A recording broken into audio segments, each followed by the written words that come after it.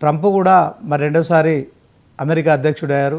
So America అధ్యక్షుడు Trump కావాలని నరేంద్ర మోడీ మన ప్రధానమంత్రి కోరుకున్నారు. అయితే ట్రంప్ అమెరికా అధ్యక్షుడు అయిన తర్వాత భారత్కు కొన్ని ఇబ్బందులు అయితే తలెత్తుతున్నాయి. ఇదే అంశంలో స్పెషల్ డిబేట్కి ఈ డిబేట్తో మనతో పాటు పాల్గొంటున్నారు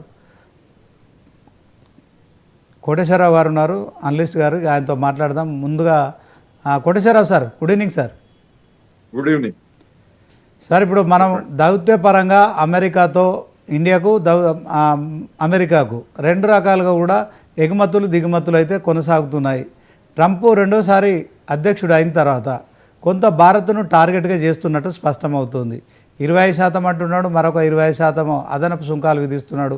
దీంట్లో మర్మం ఏమై ఉంటుంది? నిజంగానే ట్రంప్ ఆలింగనం చేసుకుంటే ఆయన కడుపులో కత్తులు పెట్టుకొని మరి మన ప్రధాని ఆలింగనం చేసుకున్నట్టు అమెరికా భారత్ మధ్య దౌత్యపరమైన అంశాల విషయంలో మరి కఠినంగా ఆంక్షలు ఎందుకు పెడుతున్నాడు, ఈ అదనపు సుంకాలు ఎందుకు విధిస్తున్నాడు, చెప్పండి సార్.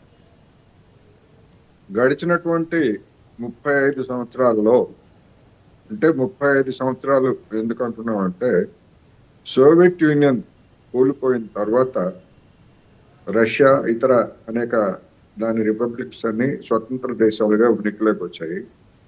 అప్పటి నుంచి ఇప్పటి వరకు చూసినప్పుడు మన ప్రభుత్వాలు అధికారంలో ఎవరున్నా, మన్మోహన్ సింగ్ కావచ్చు, లేదా అంతకు ముందు ఉన్నటువంటి వాజ్పేయి గారు కావచ్చు, లేదా ఇప్పుడున్నటువంటి నరేంద్ర మోడీ గారు కావచ్చు, క్రమంగా రష్యా నుంచి దూరం జరుగుతూ అమెరికాకి దగ్గర అవుతున్నటువంటి పరిస్థితిని మనం చూసాం. మొట్టమొదటిసారిగా నాకు గుర్తున్నంత వరకు, లేదా నా అవగాహన మేరకు మొట్టమొదటిసారిగా భారత్ అమెరికా సంబంధాలు ఇప్పుడున్నంతగా ఉద్రిక్తతకు లేకపోతే దెబ్బతిన్న పద్ధతుల్లో గతంలో ఎన్నడూ జరగలేదు. ఈ ఉద్రిక్తతల నుంచి ఎట్లా బయటపడతారు అనేటువంటిది అటు డొనాల్డ్ ట్రంప్కి, అదేవిధంగా మన ప్రధాని నరేంద్ర మోడీ గారికి కూడా అగ్ని పరీక్ష అనేది నేను ఈ సందర్భంగా చెప్పదలుచుకున్నాను. మీరు అడిగారు ఎందుకు ట్రంప్ ఈ విధంగా చేస్తున్నాడు, ఏమిటి మన సమస్య ఏమిటని. భారతదేశం 140 కోట్ల జనాభా. ఈ 140 కోట్లలో కొనుగోలు శక్తి బాగా ఉన్నటువంటి వాళ్ళు అంటే మధ్యతరగతి, ఎగువ మధ్యతరగతి, అంతకు మించి ధనికులుగా ఉన్నటువంటి వాళ్ళు దాదాపు 40 కోట్ల మంది ఉన్నారు అనుకుంటే, ఈ జనాభా మొత్తం ఐరోపా ఖండానికి సమానమైనటువంటి సంఖ్యలో ఉన్నది. ఐరోపా దేశాలన్నింటినీ మార్కెట్ని క్యాప్చర్ చేసుకోవడం, దానికోసం ప్రయత్నాలు చేయడం కంటే ఒక్క భారతదేశాన్ని మార్కెట్లోకి ప్రవేశించి తన వస్తువుల్ని ప్రవేశపెట్టేట్లయితే ఒక దేశంలోనే అపరిమితమైనటువంటి లాభాలు సంపాదించవచ్చు అనేటువంటిది అమెరికాలో ఉన్నటువంటి కార్పొరేట్ శక్తుల యొక్క ప్రధానమైనటువంటి ఎజెండా.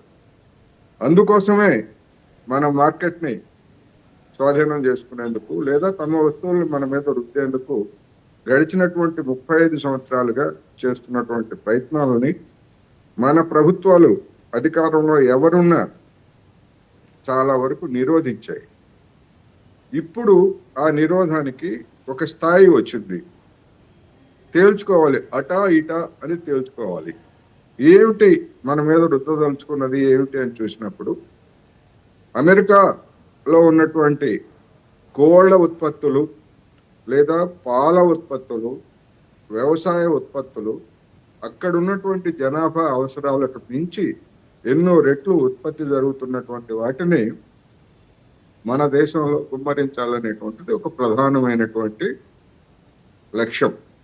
ఆ లక్ష్యాన్ని గతంలో ప్రధానులుగా ఎవరున్నా వాటన్నిటిని కూడా వ్యతిరేకించారు. ఎందుకు అంటే, ఈ దేశంలో ఉన్నటువంటి కోట్లాది మంది రైతులు పాడి పరిశ్రమ మీద, వ్యవసాయ రంగంలోనూ, అదేవిధంగా కోళ్ల పరిశ్రమ మీద, వాటి అనుబంధ పరిశ్రమల మీద జీవనం సాగిస్తున్నారు.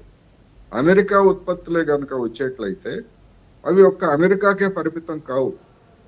న్యూజిలాండ్, ఆస్ట్రేలియా, ఐరోపా, ఇతర ధనిక దేశాలకు చెందినటువంటి ఉత్పత్తులన్నింటినీ కూడా మన మీద డంప్ చేస్తే మన రైతులు ఏం కావాలి, మన పాల ఉత్పత్తిదారులు ఏం కావాలి, మన కోళ్ల పెంపకందారులు ఏం కావాలి అనేటువంటి భయంతో, లేదా అనుమతించేట్లయితే వీళ్ళ నుంచి వచ్చేటువంటి వ్యతిరేకతను తట్టుకునేటువంటి శక్తి లేక ఎవరు అధికారంలో ఉన్నా చివరికి ఇప్పుడు నరేంద్ర మోడీ గారు కూడా ఆ అంశం మీదనే అమెరికాతో విభేదించారు అనేది మనం గమనించాలి.